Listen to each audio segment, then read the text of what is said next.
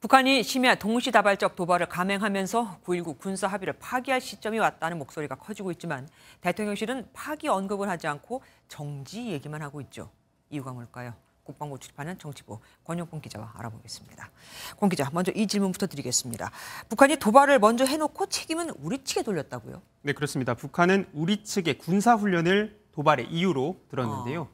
조선인민군 총참모부 대변인 명의 발표를 통해 북한군 제5군단 전방 지역에서 우리 군이 포사격을 감행했다고 규탄했습니다. 이어 전선 지역에서 군사적 긴장을 유발시키는 우리 군의 무분별한 군사활동에 엄중한 경고를 보낸다고 밝혔습니다. 우리가 실제로 포사격을 하긴 한 겁니까? 네, 주한미군은 어제 오전 8시부터 10시간 동안 강원 철원군의 한 사격장에서 사격훈련을 했습니다. MLRS라는 이 다연장 로켓이 동원됐는데요.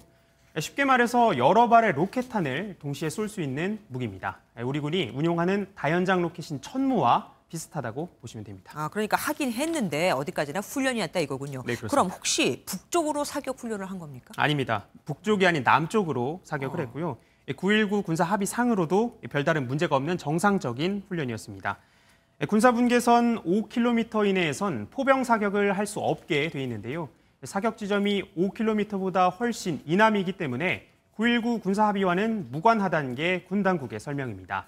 사전에 계획된 훈련이었고 소음 등의 불편을 최소화하기 위해 지역 주민들에게 공지도 미리 돼 있었습니다. 공지를 미리 했다면 북한도 알고 있었을 텐데 말입니다. 어디까지나 트집을 잡으려고 한 것 같기도 합니다.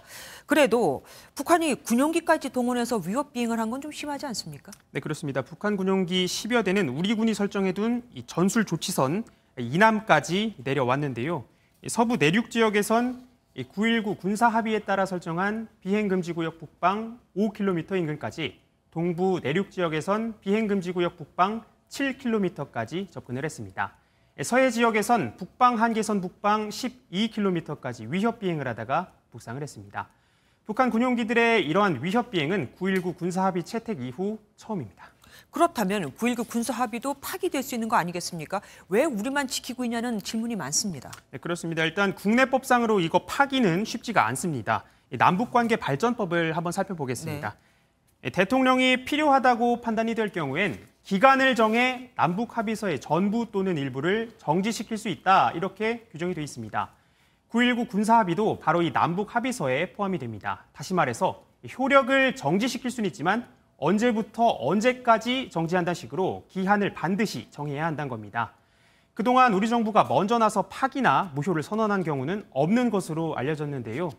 우리가 먼저 파기하면 남북관계에 큰 영향을 줄 수 있겠죠. 합의 파기는 좀 신중할 필요가 있습니다. 하지만 실제적으로는 북한이 먼저 파기한 셈인데 법치국가인 우리는 잘 지켜야 된다, 이거인 것 같습니다. 향후 한반도 전세는 어떻게 해야 될까요? 네, 일단 남북 간의 강대강 대치가 당분간은 좀 지속될 것으로 보입니다. 최근 남과 북은 각각 대북 억지력과 핵 무력 강화를 명분으로 대립을 하고 있죠.